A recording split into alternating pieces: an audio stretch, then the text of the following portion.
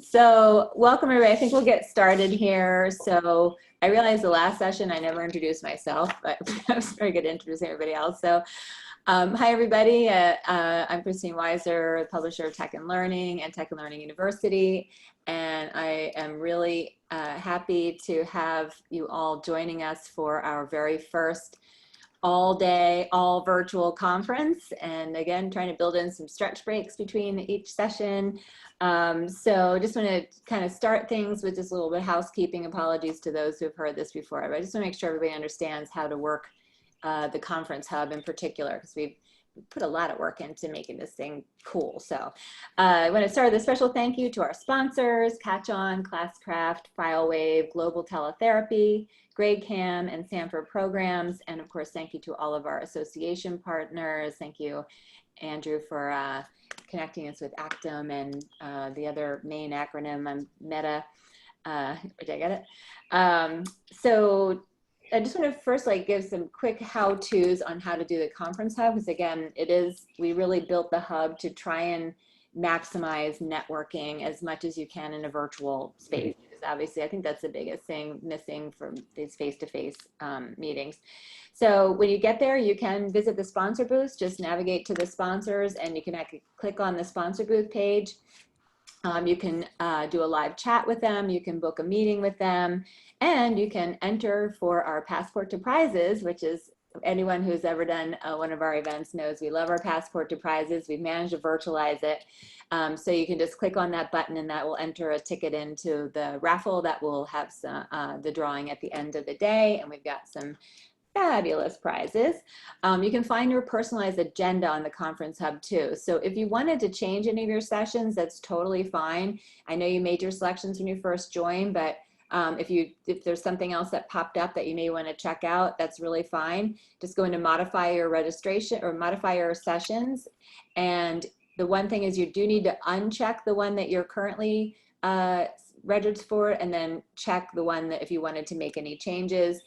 If you can't select it, that does mean that it's sold out. So I believe pretty much all of our leadership lounges today are sold out, and a couple of caches are sold out, which is kind of awesome because we had a pretty big capacity. We've got, this morning, I think we were close to 1,200 registrants, so super cool. If you have any questions for the presenters during our chat here in this meeting, please add them to the chat. And we want to hear from you as well. So, so Andy and Kyle are going to kick it off and talk a little bit about what they're doing.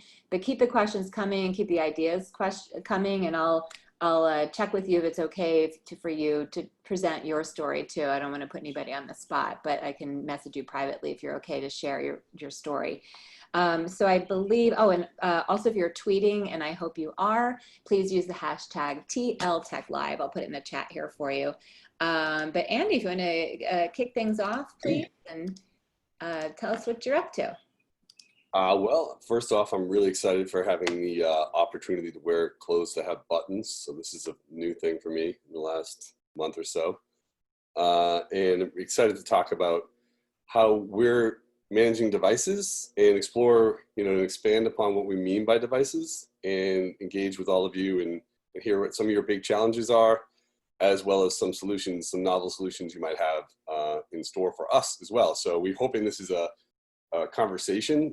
Kyle and I will try to get the conversation going, and we really encourage participation. And Christine will be helping us also monitoring the chat. So for instance, if you had a big challenge, feel free to write that in the chat to make it stand out.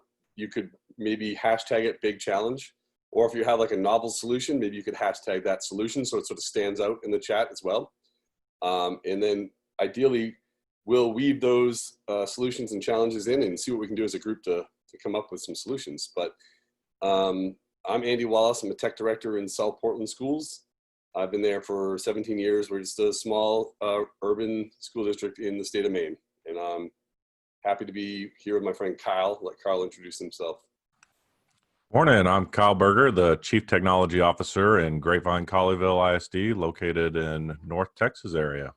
I'm happy to be here, and hopefully you'll learn a lot, and we'll get to share some ideas and learn from y'all as well. All right, so I'm going to, I think it's important to try to make things as interactive as possible, so I'm going to share a tool that we've been using occasionally. It's called Menti. Some of you have seen it before. So I'm going to bring this up and let's see, I'm going to share my screen. All right, can you all see that screen? You got that? Cool. All right. Yep. So here's the Menti.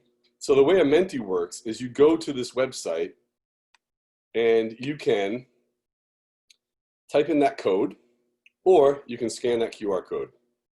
Or for those of you who are old school, you could type in all that business down at the bottom.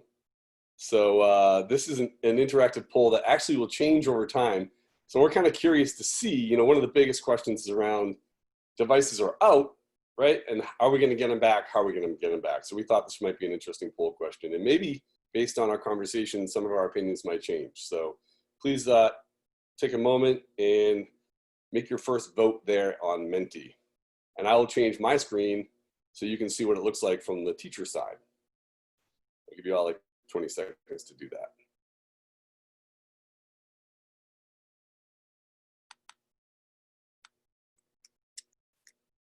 All right. And now here, and this is my background designed to generate empathy from my audience. Your life could be worse. So this is what we're seeing as people vote in real time. These will change. So we'll minimize this. We'll stop screen sharing, and we'll just get back to some talking heads, right? So you just saw someone put an unsure in there. Let's see what happens throughout the course of this event, right? So a lot of us have been living in a different world, and we're pretty familiar with curbside pickup at our favorite restaurants. But I was talking to Kyle, and he has been doing something else that reminds me of curbside. Kyle, can you share how you all are handling some tech support? Absolutely. So for several years, we've had our one-to-one established, and we've always looked at ways to be able to reach out to our community and as seamless as possible, provide any kind of tech support. Much like a lot of y'all during this COVID time, it was probably a mass reach out of drive through, hand a device and get it to the kids or have the kids come to the facility. Our model is very much designed almost like restaurant curbside or grocery side curbside pickup. We have dedicated parking spots to where you can pull in and you text the number to our support desk, and that team then comes out and picks up your device or gives you a replacement device. And then we also have dedicated lanes set up for various type of strategic troubleshooting, I guess you could say. So if you're just there to pick up equipment, you can go through one lane. If you're just there to go and pick up or need your device looked at, then we have another lane set up. So really doing triage with technical support, and some of that technical support even being our certified students overall. So kind of a different approach there to try to reach out to that support mechanism and kind of the way that a lot of people are used to living right now. Very cool. That's a really, really unique approach. We were trying to do a little bit of that, having people come up. We set up a table. And to be honest with you, I was a little nervous about how folks were sort of breaching our table and coming a lot closer, and started to be a little bit concerned about the safety of some of my technicians. And the other thing we found out, which was interesting, was that a lot of our families don't work the same hours that we work. Some of them are in hospitality, still those that are still remaining open, or have night shift jobs. We have a couple of meat processing and processing plants nearby. And so we found like we weren't able to get to everybody. So we started doing like a locker solution. It reminds me of the old days back when airports had lockers, right? And you could take the key and put it in and put in a couple quarters and store your stuff. We've set up some outdoor lockers with combination locks, and we email the people and we do an exchange. So we have some that are set up for iPads, some that are set up for Chromebooks, and then the families come whenever it works for them. So it could be after hours, it could be really early in the morning, or it could be just a time when we're not fully staffed, because we're not fully staffed in my department. We spend a lot of time with device exchanges. So we've been finding that works pretty good. We just bolt the lockers right to the wall. Not that we really have any concerns about theft, but people come up, they wash their hands with the sanitizer that we have on top of the lockers. They make the exchange. We let the devices sit there for a while before we interact with them. I'm not really certain what virus lifespan is on the iPad. But certainly some of our kids' devices have other viruses that are far more dirty than we'd like to handle anyway. So that's kind of been one of our approaches. Absolutely. I think we're doing the same approach with kind of that 24/7 access with lockers outside of our facilities. But we really looked at taking it a little step further. And as you mentioned, trying to reach some of our populations on where they're at. So the deployment of these lockers into local grocery stores or other areas to where the community already will gather or need to go to pick up supplies or maybe even laundromat. So we have in the community developed a way to place these lockers for device exchange. So if that student has a laptop that is damaged and they just need to do a swap, they can pick it up at one of our community-based locations as well, and then get their repaired device, and then our team cycles through. I think the locker approach is a great way for a lot of people to look at to decrease that contact, as you mentioned, and something that we'll probably continue to use moving forward for several types of things. We're even look at using it now for when staff might be retiring or leaving and they need to turn in equipment. Same kind of scenario that we're going to use our locker situation for. It's interesting for us too. Remote troubleshooting for computers is difficult anyway, but when you add in the layer of it being remote, it's even more challenging. And an interesting byproduct for us has been that our teachers are really getting much more adept at using things like iCloud for backup or Google Drive for backup. So, in the old days, you used to spend a ton of time, people were so reticent to turn their device back in, even if the thing could be falling apart, but they didn't know how to back up their pictures or their documents.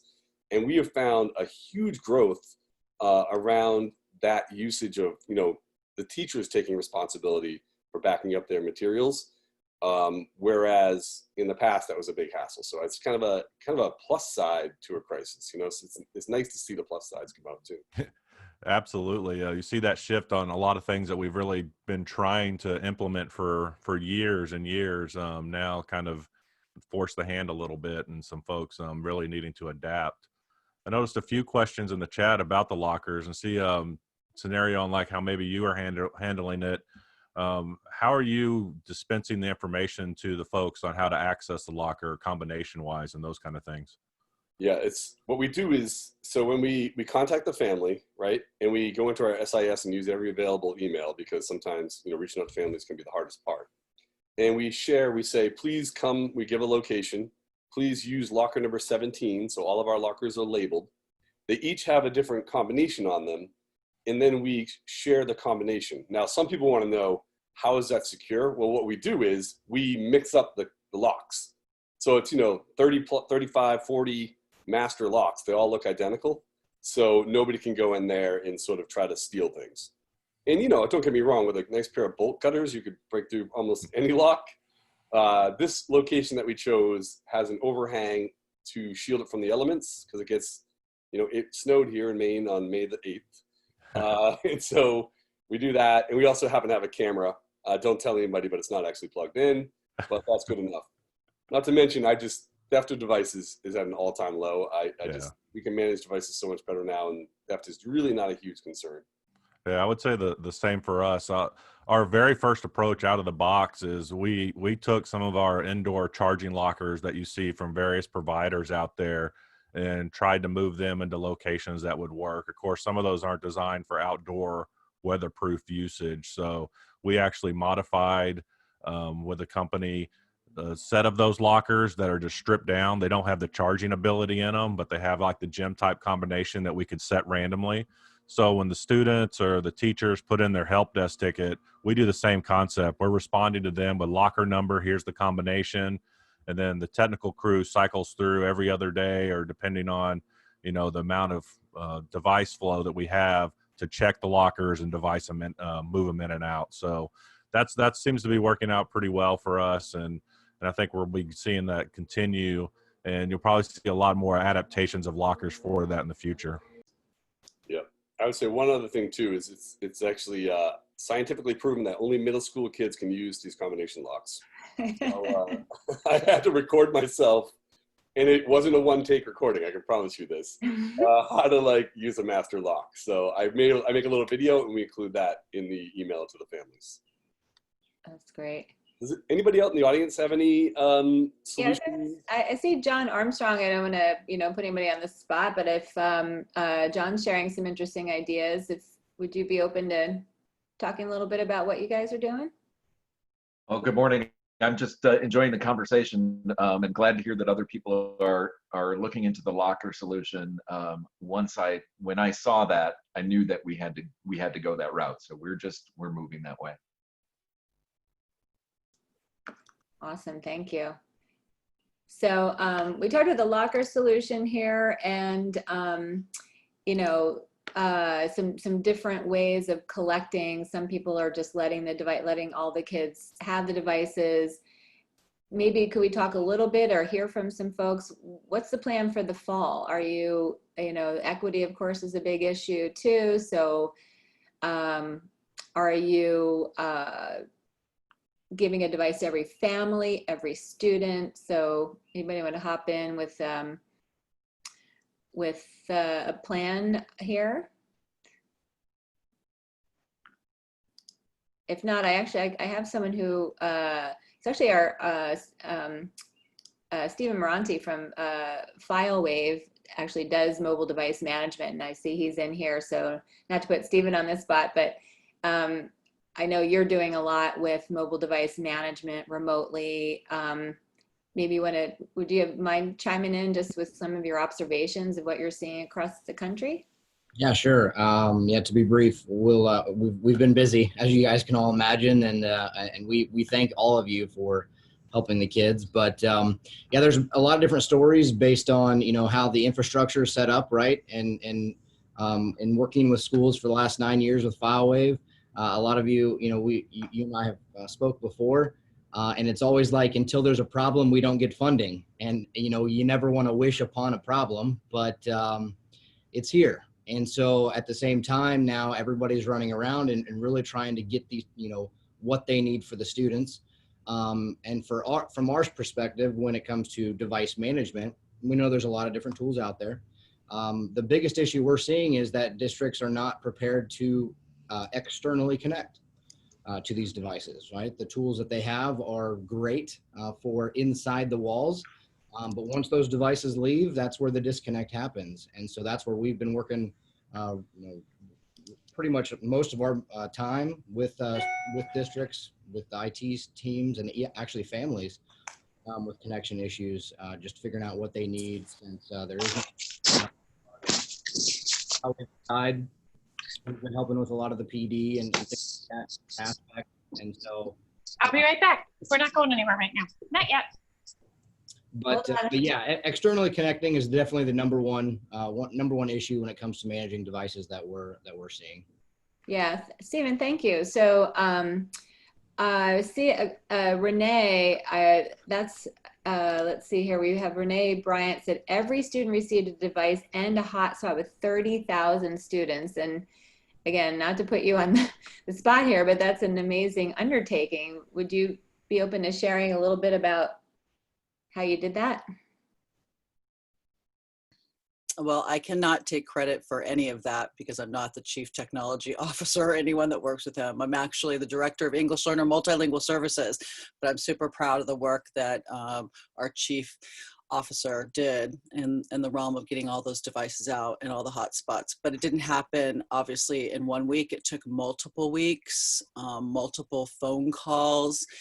And really, we were still passing out devices towards the end of our year. And our year ended just this week. So it didn't happen quickly. But I'm still very proud of the work. Thank you. I see Sandy Paul is on it. Sandy, I see you've got some ideas here that you're doing. Would you be open to sharing a little bit about what you're doing in your district? Yeah, what we're doing is we're using Meraki for our iPads that we have out, and also we're using GoGuardian for our Chromebooks right now. So, but we're planning to move our try and do as much as we can with the Meraki MDM So there's a possibility that we'll be doing, we also use all our laptops are on the, our teacher laptops or administrative MacBooks, all that stuff is on our Meraki MDM. So because of that, we're doing those type of controls and filtering using that. With the Chromebook situation, we've been using GoGuardian right now, but we're looking at trying to maybe see if there's a way to incorporate them within the Meraki system. But for right now, that's what we're looking at as far as our MDM and ensuring that the devices are, secure and that we have the ability. And I mean, we are collecting every single device. We handed out approximately 4,000 devices, even though we're a school district of 7,200 kids. With that, what we're planning to do is collect back all the devices, hopefully, fingers crossed. It's going to be a drive-by pickup kind of thing that we're going to be doing. It'll be done across the entire district, and it's not one building. It'll be all 10 school buildings. So the parents will be dropping off the Chromebooks that they're using for us to have it. And the only reason we're collecting them is because we have a summer program, and most of the summer program, we are planning for it to be virtual. We are only one-to-one to sixth grade. We're not one-to-one fifth through kindergarten. So because of that reason, that's the reason why we have to collect them back so we can hand them out to kids for summer school. Thank you, Sandy. All of these are just massive undertakings here.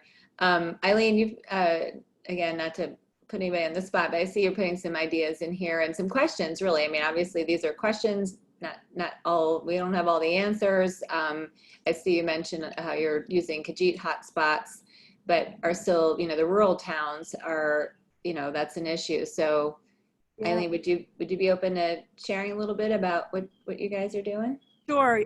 We were one-to-one from middle high school for the last 3 years. So students get the device when they come into 8th grade, and then they keep until they graduate. So we recently rolled out K-12 Chromebooks. But we did it organically. It was more, we reached out to families of need, families who only had one device. We didn't do a massive rollout. But we will be doing that over the summer to make sure that students all have our own particular devices.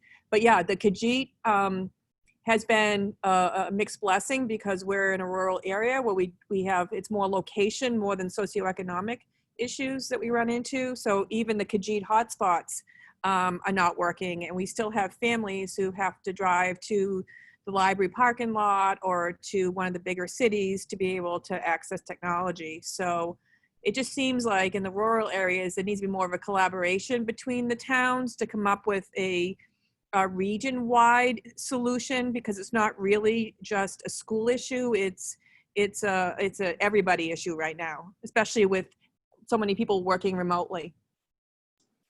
A really good Absolutely, yeah. Yeah, please chime in. But that sort of solution isn't one that we're going to come to as school districts alone. It's going to be a partnership between municipalities, schools, government, and private industry in order to get the internet out to that, what we call the last mile. There's no great incentive to bring internet out to a place where only 20, 30 people can connect. But I think we all know that until we get all kids connected, that homework gap just perseveres, and typically you can't leverage the value of your investment or the online resources if all the kids can't access it. Or when you do so, you rightfully put yourself at criticism for not having an equitable approach to education, right? It's sad, but we still do have kids that have to drive to a building in this country to get internet access. We're trying, I think I'm lucky enough to live in the city, so internet is ubiquitous and we have enough hotspots to take care of our families, but you just drive 10 minutes outside of any major city and there are people that can't get internet, even if they wanted to pay for it, they couldn't get it. So I just hope people continue to stay involved, connect with like your senators. The homework gap is the term that they're coalescing around. It's different from the digital divide. I think we've done a great job in addressing the digital divide, but that homework gap as identified by the FCC is that something like 7 out of 10 teachers assign work that only 6 out of 10 kids can actually do. And so that's kind of a challenge. Yeah, I would say kind of similar with us on being very in a city dense population area. Much like a lot of school districts, we see rolling their school buses out to try to use as broadcast points. Some other things that we did too in some apartment areas working with the cities is we actually took and strapped cradle points with T-Mobile SIMs on them to construction traffic signage. So you like to see the flashing signage that says, lane closed ahead or something like that. A lot of those are solar powered and different things of that nature. So we tapped in the power of those units and strapped on mobile Wi-Fi points to those and dropped them in other community access areas as well. But the same scenario, you're only getting a small range of coverage, small pocket of folks really there. So until we can really get the joint effort done with everybody in the cities, and I think now's the time to really push that conversation. Interesting too to me, like as we push out into neighborhoods, we have been lighting up some hotspots in different communities. And what's interesting though is what we're lighting up is unfiltered internet access. And I wonder, this is something that I have no solution for. We're handing out hotspots that are unfiltered. I'm very cautious and hand them to the parent and say, this is your hotspot, yours to manage, yours to supervise. But, how are you all handling? I know Khajiit, for instance, has a very extensive whitelist to keep kids safe and focused and not in what I would call educational internet, not entertainment level internet. But how are some of you doing this with some of the more commercial products available? Because we can't all have the Khajiit solution. Does anybody have anything they'd like to share around that? And Joel's right. If you take federal or state money and you buy these things, you are putting yourself at risk of losing considerable E-rate because there's no way you can be SIPA compliant with handing out a hotspot unless you have really good control of your devices. This is actually the number one reason why I'm here is I need to learn around this topic myself. Yeah, we're kind of in the same. We have a mixed approach. Every type of device is out there. Trying to filter. We use Lightspeed Relay on several of our things to filter, but this has really put a bigger emphasis on it, needing to open up more access, the constant push for everybody's head will probably hit the floor, YouTube, and those kind of things. Let's open it all up, let them have access to everything at home. And the scenario when those calls happen during the school year and you get that call, from the parent that said something happened, we'd usually go talk to the teacher about classroom management. Now I'm talking to the parent about classroom management at home, what your kid's doing on the device. That doesn't go over as well sometimes. So yeah, really interested as well to hear what others are doing. Are you filtering? I notice some folks are filtering it back through their network, like through VPN on hotspots. We have that with some of them as well. I see Brian Seymour, you've been putting in some good ideas. Would you be open to sharing what you're doing there? Yeah, good morning. So I can't take a lot of credit because our network guys handled a lot of this work, but T-Mobile has a lot of really cool pieces and things that allow you to, basically we build a tunnel back to match up to our network and all the filters were the same. So we were concerned about SIPA compliance. If the district's providing the Wi-Fi, did we have to be SIPA compliant? We just wanted to make sure. So yeah, everything's filtered through that. And then everything also, as somebody just said, is also filtered through our relay system through Lightspeed. Thank you for that. Does anybody else want to share how they're managing the filtering aspect? Yeah, this is Chris Carr with Fort Bend ISD. Hi. We have hotspots with both Sprint and Verizon, and those are private networked. And so the device essentially is always on VPN through our network, so the filters are always there. All the laptops we send out are also with Palo Alto always on VPN. So that way they're always on our network as well. We didn't want to get into the role of trying to manage a second filter set and second set of technology. So we just basically push everything through our network. Thank you. Anybody else want to chime in? The other question I had was sort of device management, because from what I understand, even if schools who are one-to-one, that didn't necessarily mean they had enough devices for every single student in the district. And that, so kind of pulling out some older devices from the closet and whatnot. So just curious if anybody has any thoughts on that aspect of really how to kind of manage them all when they're kind of all different operating systems, et cetera. So yeah, I think it really goes back to, what is your help desk approach and that kind of thing. I think Andrew kind of has an interesting approach. You want to talk about how y'all are doing that, your help desk to kind of help parents, students, and staff? Yeah, it's interesting because overnight, right, March 14th, I now have 6,000 new people I'm supporting. They're called parents. They have various opinions, various tech skills, and various levels of patience with our processes, right? So one of the things we did kind of right off the bat was, we had some people whose jobs, when not in school, might be harder to do. And so we were saying, well, how can we effectively use all of our staff? Because we were committed to keeping all of our staff employed and paid and productive, right? Because we knew we would need everybody we could to keep kids connected. So we picked a couple of staff members and really trained them up on specific applications. For instance, we sort of coalesced around Seesaw and Google Classroom. So then what we did was we made some sort of experts, or we really focused them in on supporting parents.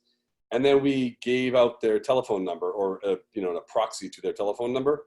Because what we found was that telephone was the way that a lot of parents wanted to communicate. They didn't want this back and forth email. We were losing too many people, and people just weren't satisfied with the rate of response. And so we just basically had these employees, they split shifts, and all they did all day long was to take care of parents' problems with Seesaw and parents' problems with Google Classroom. And those hotlines really allowed us to get those tools that really connected us with the families lifted and supported. I mean, they were taking a volume of calls that was astounding. And we separated the students from them. We separated the teachers from them. This was just for parents. And I think that was critical to identify our key core apps and then have the families feel supported and connected that way. Yeah, I think that's a great idea to get those specialized people, especially utilizing maybe some of the other positions that didn't have much that they could provide during this time, so we could train them up. I'll be honest, some of my team being younger, they don't like talking on the phone. So we had a lot of high usage of chat responses back and forth and remote desktop control. Some of my more seasoned folks were more comfortable talking on the telephone. But we really saw the chat interfaces into our help desk system being utilized a lot more. And of course, extended hours. I noticed a lot of people mentioning Google Voice and phones. What did you do about that phone gap there, Andrew? Did you use Google Voice, or what kind of scenario so they weren't given personal phone numbers? Yeah, that was interesting, right? Right at the bat, people willing to be helpful didn't quite realize that when they were doing those personal calls to the family that you just gave out your personal phone number, right? And calls, and I made the mistake of doing that with a couple of families. And I was getting many, many calls on my personal cell phone, which is fine. It comes with the territory, but I realized that not everyone's comfortable with that. So what we looked at is we looked at a bunch of different solutions, some free, and some, as we were calling it now, free for now. And we decided to use Google Voice. Now I know that if you have a Google domain, Google Voice now costs a considerable amount of money. So we just asked teachers to generate a Gmail account and then link the Google Voice to that. We've been having success. It's not perfect, but I'm definitely interested in hearing what other folks had for solutions around this. Yeah, I think on our side, we were Cisco in-house systems, so we were able to turn on Jabber functionality and extend our teachers' phones that were in their classroom to their devices remotely. So they had the same phone number as always and could call through their devices, which really made it seamless. Because one thing we noticed with Google Voice too, sometimes in this day and age, a lot of people don't want to answer numbers they don't know. So we were having a really hard time reaching out and connecting just initially with parents because they weren't answering those calls and leaving messages and trying to encourage them to call back. So needing to switch to the numbers they recognized was very important overall. Anybody else have a different type of voice solution? I know that's going to be a growing concern more and more as we need to keep that connection with our students. See a lot of folks, Google Voice, similar Yeah. solutions as well. I saw Joel said he has specific times for those calls. So I'm not sure, Joel Handler, what you're using. Are you also using Google Voice? In Omaha Public, we use Jabber. So for people who aren't as tech savvy, how do y'all do that? Is this is like you leverage your internal phone systems? Can you explain a little bit more about that? I'm not really a phone guy. The way I understand it, it's just an app within our Microsoft product, and we just dial the number through Jabber, and it uses our phone and it hides our number basically. Yeah, for our side on Jabber, There we go. I'm sorry. it kind of does the same scenario. So the calls are still incoming into the district, and then we set what we call soft phones on their on their district devices, and the phone rings in dual places. So they dial from an app on their phone on their laptop, and it'll show up as their district phone since it's going through our call bridge. So you're going to see a lot more of that, I think, building out for folks as well. Similar, probably like how businesses do for home offices and those types of scenarios, I would think. So can you guys hear me now? I'm sorry about that. Yeah, no problem, Joel.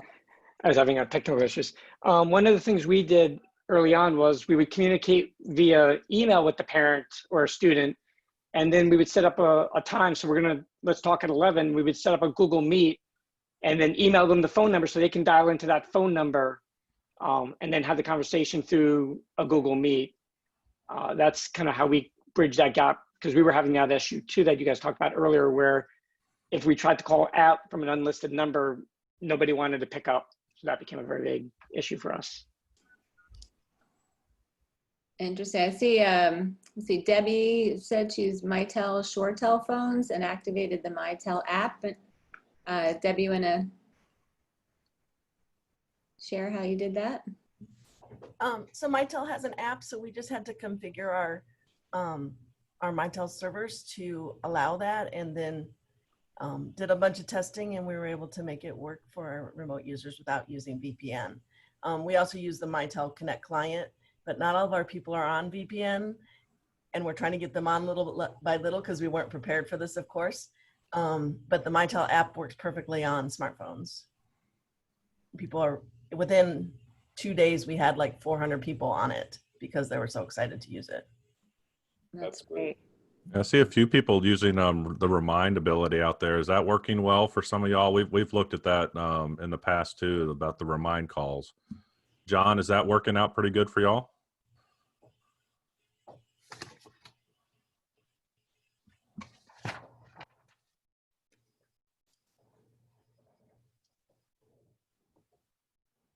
Sorry, I stepped away for a moment. I didn't hear the first part of the question. I was asking if I noticed you put in there the remind solution is working, or y'all using that for calling. Is that working out pretty well? We've looked at that too. It's working great. We went to Remind about 2 years ago to the full paid subscription version, and it's been win-win for our teaching staff. And then we just started using the voice calls during the school closures, and it's been working quite well.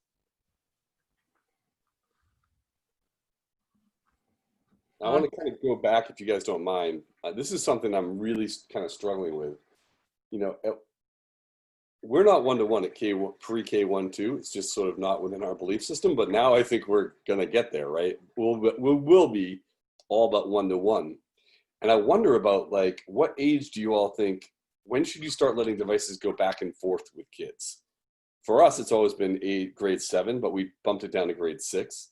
But, you know, with our new normal, as we go back to school, if we're not what we call in the green zone where everything is fine, if we're in some sort of hybrid mode, you know, I'm kind of curious, are people planning to, I heard one concept, which is you should leave the devices at home for our younger kids all the time. And your in-person sessions should be more meaningful and less technology, and allow them when they go home to more independently work on, you know, their math or their reading, or with some sort of guided apps or solutions that work like that. I'm just curious what people are thinking. You know, when I'm thinking about 7-year-olds moving devices back and forth every day, I'm a little nervous. Yeah, it's like good reason to be nervous there.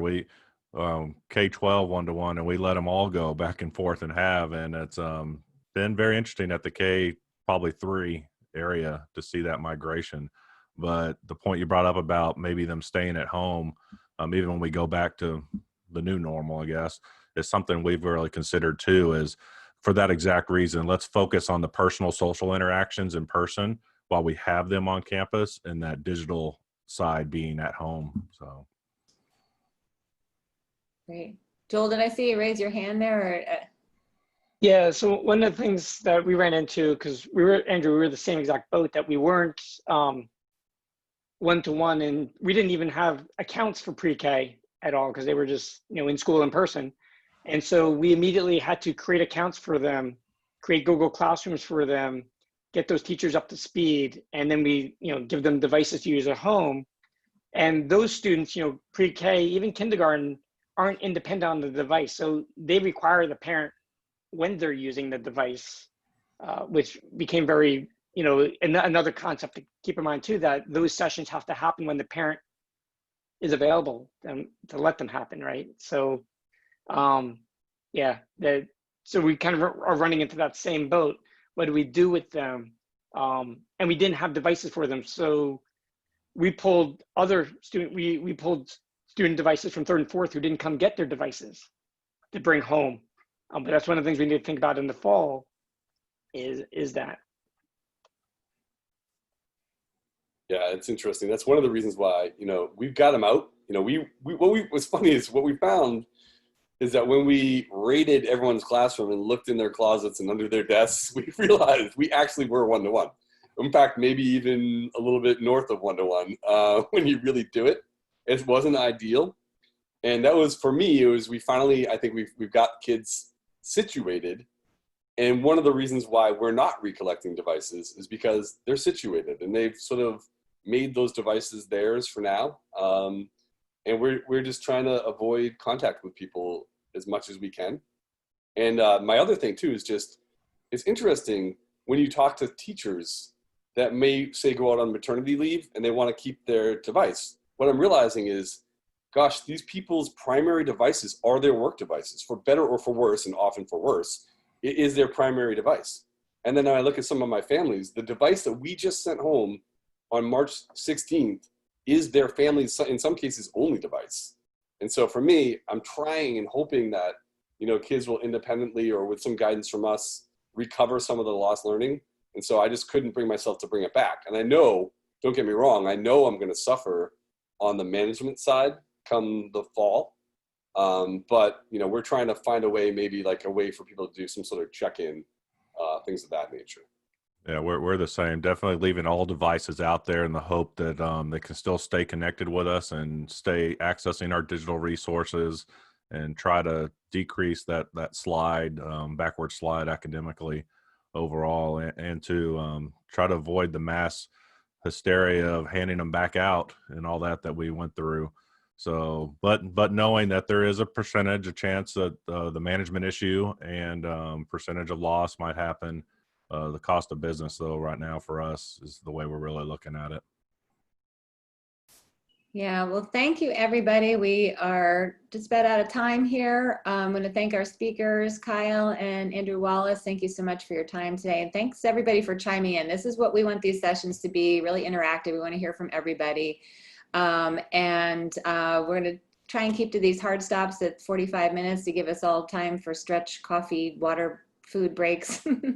FileWave is offering a session on managing devices, and especially multiple kinds of devices, which I think is a big issue. So that's at 1 o'clock Eastern time, and you can sign up from the Conference Hub to check that out. We will be back at the top of the hour at 11 with digital equity.